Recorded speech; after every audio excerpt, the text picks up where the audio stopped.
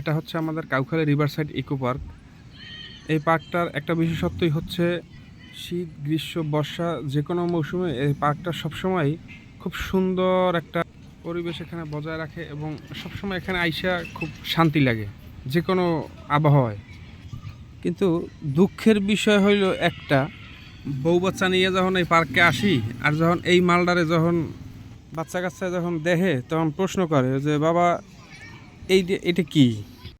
তখন আসলে মাথা চুলকাই আর নিজেই ভাবি যে এই জিনিসটা কি। যে আসলে বাচ্চারা কি বলবো, এটা কি বাঘ না এটা সিংহ না এটা কুত্তা না ডাইনোসর না শিয়াল না গুল না হুঙ্গুল।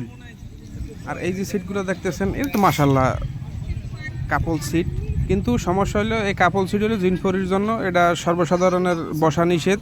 হ্যাঁ, জিনপরিতে আইসা মাঝে মাঝে এখানে আড্ডা টাড্ডা দেয়, এই তারা রোমান্স করে। এটা অবশ্য এর দিকে তাকাইয়ে আমাদের কোনো লাভ নাই, কারণ এগুলো ভাই সর্বসাধারণের জন্য না, এগুলো সর্ব অসাধারণদের জন্য।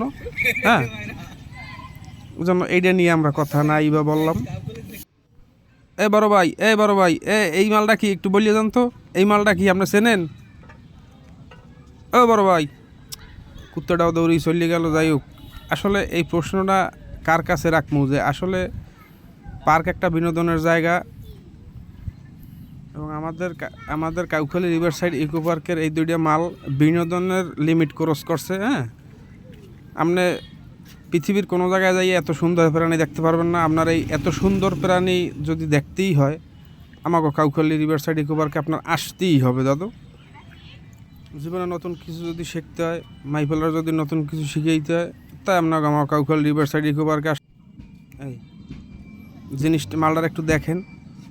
হ্যাঁ,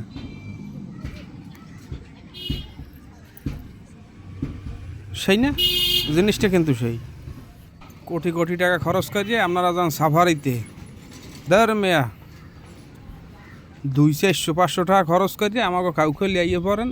ওই যে মাল আমরা রিভারসাইড ইকো পার্কে রাখছি, আপনারা মনে করেন আফ্রিকার জঙ্গলে যাইয়ে সাফারিতে যাইয়ে আপনারা এই মালটা তো দেখতে পারবেন না। এটা আমি 100% গ্যারান্টি পাবো। সবাই ধন্যবাদ। আসসালামু আলাইকুম।